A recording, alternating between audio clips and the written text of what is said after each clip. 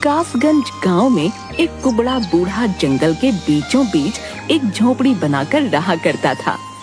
वो बूढ़ा रात के समय ही अपनी झोपड़ी से बाहर निकला करता था। रात के अंधेरे में उसकी झोपड़ी में तेज रोशनी हो जाया करती थी, जिससे गांव वाले बहुत डरा करते थे।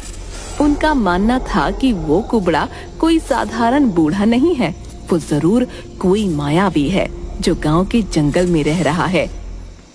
एक दिन गांव का एक युवक जिसका नाम गबरू था, वो अपने हाथ में कुछ लकड़ियां लेकर जंगल के रास्ते से आ रहा था कि तभी उसे किसी के रोने की आवाज सुनाई दी।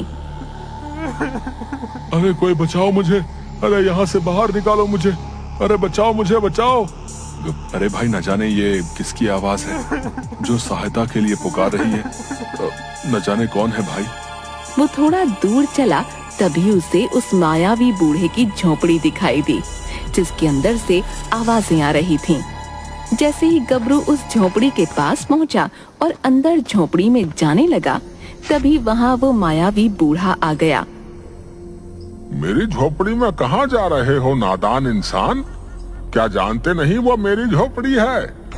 उसमें कोई भी गांव वाला नहीं जा सकता है। क्या तुम जानते नहीं हो?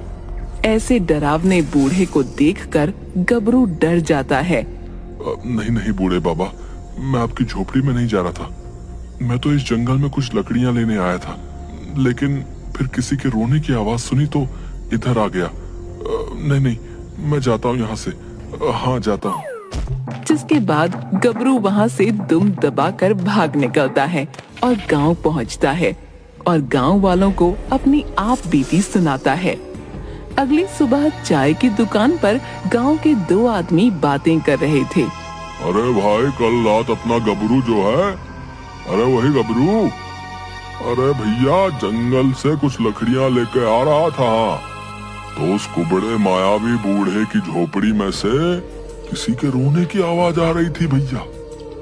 जैसे ही गबरू देखने के लिए आगे बढ़ा, वो मायावी डरावना बूढ़ा जो है वो उसके सामने आ गया। अरे बेचारा जो है जैसे तैसे अपनी जान बचाकर वहां से भागा है। अरे कल रात से ही बुखार में पड़ा है बेचारा भैया बिजू। जाने भैया क्या राज दफन है उस मायावी बूढ़े की झोपड़ी में। हाँ, बता रहे हैं। पता नहीं भाई, डर के मारे जो है कोई भी गांव वाला जो है उस बूढ़े की झोपड़ी में जाने की हिम्मत नहीं करता है। हाँ, अब भैया भगवान ही जाने क्या राज दफन है भैया। उसी गांव में भोला नाम का एक बहुत ही गरीब मछुआरा रहता था। गांव में सब उसे भोंदू बुलाते थे, जो जंगल के किनारे पर नदी से मछलियां पकड़ा करता था। एक दिन भोंदू नदी के किनारे बैठा हुआ था, अपने जाल को फैलाकर मछली पकड़ने की कोशिश कर रहा था। अरे अरे, आती क्यों नहीं कोई मछली मेरे जाल में? आज कई दिन हो गए हैं, लेकिन कोई भी मछली हाथ नहीं लगी है। लगता है आज फिर से मेरी बूढ़ी माँ को भूखा ही सोना पड़ेगा। हे भगवान, तू कब कृपा करेगा मुझ गरीब पर? और वो रोने लगता है। थोड़ी देर बाद भोंदू खाली हाथ अपनी झोपड़ी में आता है। अरे भोंदू आ गया, मैं कब से इंतजार कर रही थी। अरे मुझे बड़ी भूख लगी है, क्या आज भी तेरे हाथ कोई अच्छी मछली नहीं आई? नहीं माँ, मुझे माफ कर दो। मैं आज भी तुम्हारे लिए कोई मछली पकड़ के नहीं ला पाया। न जाने क्यों मेरे जाल में कोई मछली फंसती ही नहीं है। कई दिन हो गए हैं, जानता हूँ तूने कुछ भी नहीं खाया है। हाय हाय, न जाने हम अभागों ने कैसी किस्मत पाई है। दुखी मत हो, देखना सब ठीक हो जाएगा। हाँ, कोई न कोई राह हमें जरूर दिखेगी। अगली सुबह भोंदू फिर से अपना जाल लेकर नदी के किनारे जा रहा था। हे भगवान, आज तो कोई मछली हाथ आ ही जाए। अगर नहीं आई तो आज फिर से मुझे और माँ को भूखा सोना पड़ेगा। भोंदू थोड़ी दूर चलता है कि उसे जंगल की ओर से किसी के रोने की आवाज सुनाई देती है। अरे कोई है? अरे निकालो मुझे यहाँ से, कोई तो सहायता करो मेरी, निकालो मुझे यहाँ से। अरे ये कौन रो रहा है?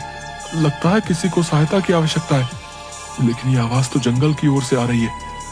न जाने जंगल की ओर जाना ठीक होगा या नहीं। गांव वाले तो अजीबोगरीब बातें करते हैं इस जंगल को लेकर, लेकिन कोई सहायता के लिए पुकार रहा है, इसलिए जाना होगा।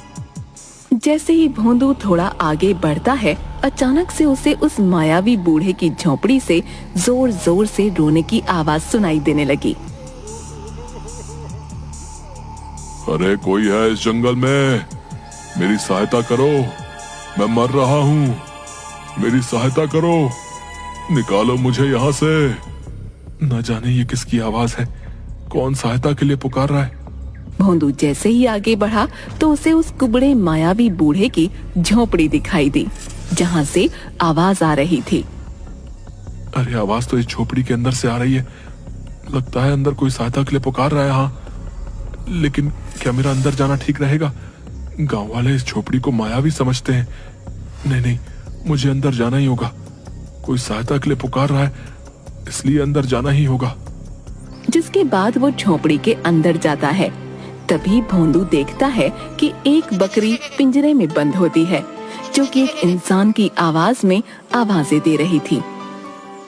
अरे कोई है इस जंगल में, मेरी सहायता करो, मैं मर रहा हूँ, मेरी सहायता करो, निकालो मुझे यहाँ से। उस पिंजरे के अंदर बकरी को देखकर भोंदू हैरान हो जाता है। अरे तुम बकरी हो, लेकिन इंसान की आवाज में कैसे बात कर रही हो? मुझे उस मायावी बूढ़े ने बकरी बना दिया है।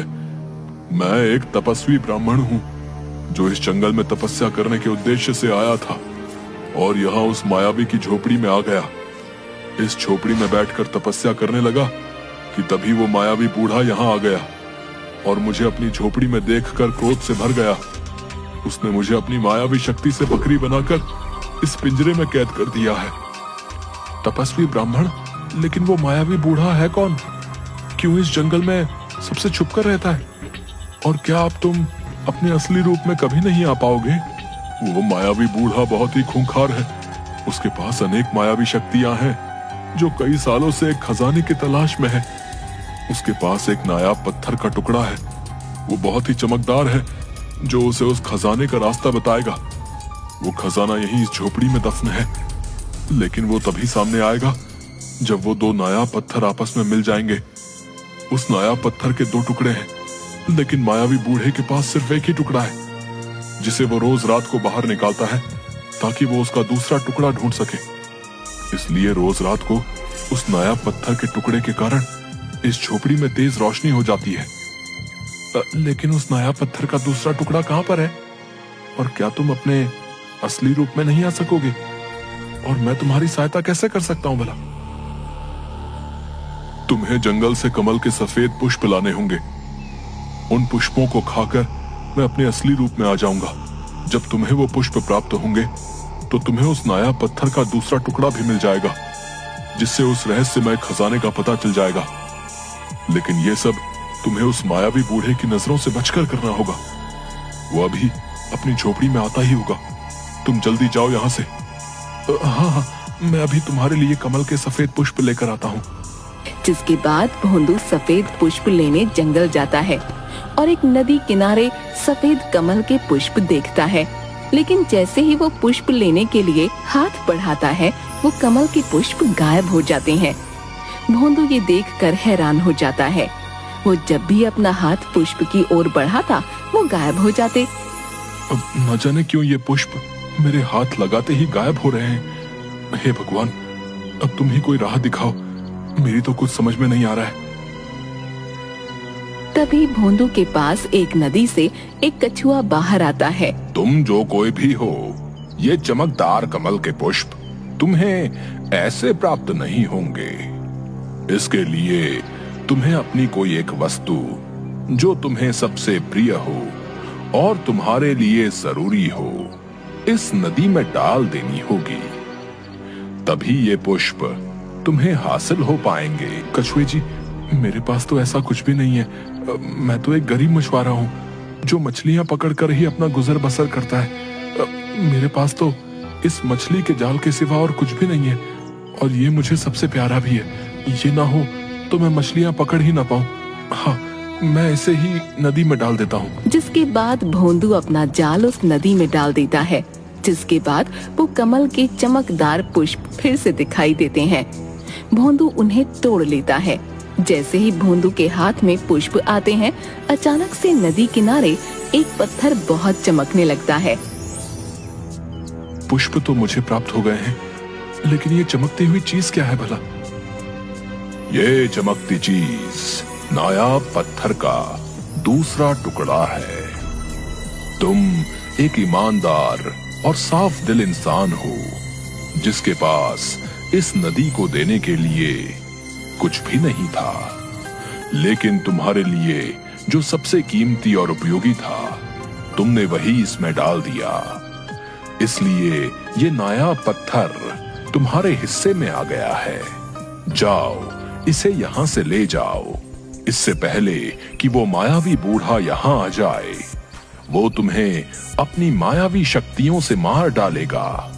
जाओ, यहाँ से ले जाओ इस पत्थर को। भोंदू वहाँ से कमल के चमकदार सफेद पुष्प और नायाब पत्थर का टुकड़ा लेकर मायावी बूढ़े की झोपड़ी में आ जाता है। ये देखो, ले आया मैं तुम्हारे लिए कमल के सफेद पुष्प। भोंदू उस बकरी रूपी ब्राह्मण को वो सफेद पुष्प देने ही वाला होता है, तभी वहाँ पर मायावी बूढ़ा आ जाता है। कौन हो तुम लड़के, और मेरी इस झोपड़ी में आने का तो साहस कैसे किया? बूढ़े बाबा, मेरा उद्देश्य आपको कोई हानि पहुंचाना नहीं है। मैं तो बस इस बकरी रूपी ब्राह्मण की सहायता कर रहा था। नादान लड़के, इस ब्राह्मण के साथ अब तू भी मारा जाएगा। मेरे इस खजाने की खोज में जो भी बाधा बनेगा, मारा जाएगा। क्षमा करें बूढ़े बाबा, मुझसे भूल हो गई। तो अब सजा भुगतो। जैसे ही बूढ़ा अपनी शक्तियों से भोंदू पर प्रहार करता है, भोंदू झोपड़ी की दीवार से जा टकराता है और उसके हाथ से सफेद पुष्प गिरकर बकरी के आगे गिरते हैं और चमकीला पत्थर दूसरे कोने में। सफेद पुष्प को बकरी झट से खा जाती है, जिससे बकरी तपस्वी ब्राह्मण का रूप ले लेती है। तभी अपनी शक्तियों से मायावी बूढ़ा उस पूरी झोपड़ी को गुस्से में उड़ा देता है और तपस्वी ब्राह्मण और मायावी बूढ़े में घमासान युद्ध होता है। अब तुम्हारा अंत है दुष्ट, तुम मेरा कुछ नहीं बिगाड़ सकते हैं। मायावी बूढ़ा ब्राह्मण को गले से पकड़कर उठा देता है। तभी वहाँ बेहोश भोंदू उठकर चमकीले पत्थर को उठाता है और उसका दूसरा टुकड़ा मायावी बूढ़े के पास गिरा होता है। भोंदू उन दोनों टुकड़ों को जोड़ देता है, जिससे एक बहुत तेज रोशनी निकलती है। भोंदू ये सब देखकर हैरान हो जाता है। भोंदू, तुम डरो मत। इस नायाबी पत्थर ने इस मायावी बूढ़े की लालच की सजा इसे दे दी है। ये कोई साधारण पत्थर नहीं है। जब भी कोई अपने लालच के लिए इसे इस्तेमाल करेगा, तो ये उसे जला कर राख कर देगा। लेकिन ये मायावी बूढ़ा ये जानते हुए भी अपने लालच में अंधा हो गया और अपना सर्वनाश कर बैठा। अरे अरे, ये क्या हो गया भैया? इस बूढ़े बाबा को लालच नहीं करना चाहिए था भैया। तभी भोंदू और तपस्वी ब्राह्मण मुड़कर देखते हैं, झोपड़ी की जगह बेशकीमती खजाना सामने था। तपस्वी ब्राह्मण उस खजाने में से कुछ हिस्सा भोंदू को देते हैं। ये लो भले इंसान, इस खजाने में से कुछ हिस्सा तुम्हारे लिए। ये तुम्हारी इंसानियत का तोहफा है। तुम एक साफ दिल के ईमानदार इंसान हो, जो बिना डरे मेरी सहायता करने इस मायावी झोपड़ी में चले आए। तुम्हारी ही वजह से मैं बकरी से अपने असली रूप में आ पाया। जाओ भोंदू, अब तुम इस खजाने की मदद से अपना जीवन अच्छे से व्यतीत करना।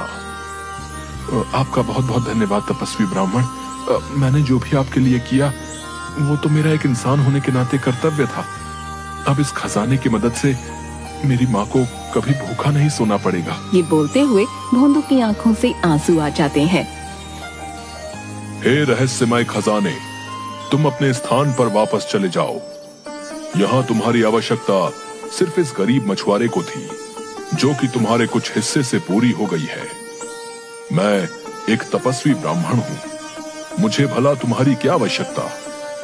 तुम अपने स्थान पर वापस जा सकते हो।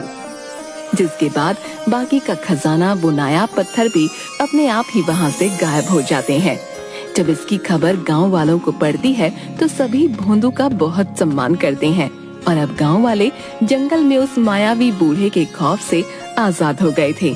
और भोंदू भी अपनी माँ के साथ खुशी खुशी रहने लगता है।